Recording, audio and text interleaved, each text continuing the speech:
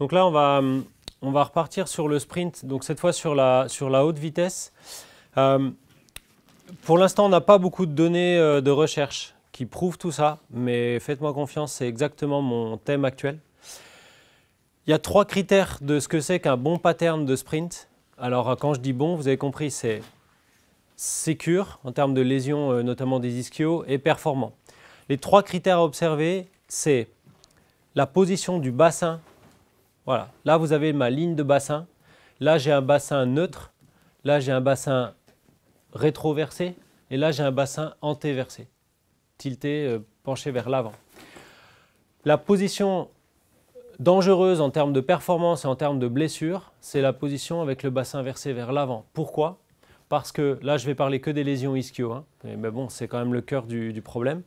Pourquoi? Parce que, eh oui, anatomiquement, mes ischios, en tout cas, la partie s'attache sur le pelvis, s'attache sur la tubérosité ischiatique, qui est une partie du bassin. Ce qui veut dire que, immobile, quand je bouge mon bassin, je modifie la longueur de mes ischios.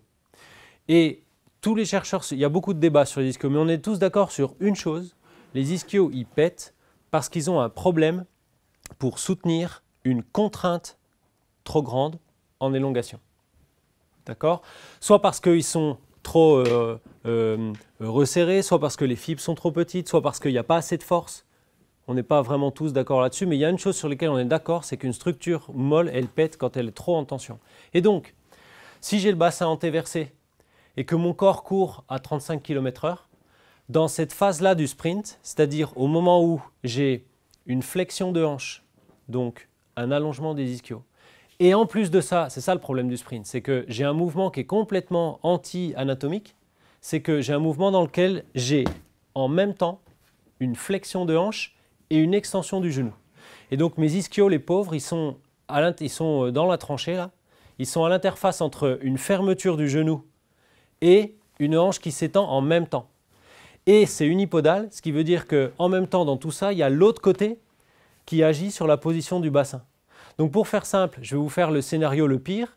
Le scénario le pire, c'est une énorme flexion de ce côté-là, d'accord, ajouté à beaucoup de flexion ici, plus une position du bassin versée vers l'avant et une extension de genou énorme. Là, je suis dans la pire situation pour l'élongation de mes ischios. Et je ne bouge pas.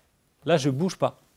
Ce qui veut dire que si, en courant, j'ai un bassin tilté vers l'avant et que j'ai une énorme ouverture dans mon pas de course et qu'en plus de ça, j'ai un mauvais gainage du bassin qui autorise ce déséquilibre, bah, j'ai la triple C7-7-7. Boum, je suis à un risque mécanique, théorique énorme. Il n'y a pas encore de données pour prouver ça parce que vous avez bien compris, c'est impossible de mesurer tout ce dont je viens vous parler chez quelqu'un qui se pète les ischios pour le prouver. Par contre, il y a des études qui commencent à naître, notamment en Belgique, qui montrent que les joueurs qui sprintent avec certaines de ces caractéristiques, ce sont des joueurs qui, dans la saison qui va suivre, donc on les mesure en début de saison, on voit qu'ils ont le bassin qui part en vrille, et dans la saison, ils ont un risque plus élevé. Donc on commence à mettre un lien entre la cinématique du sprint, pas seulement la force isolée des muscles, et le risque de blessure.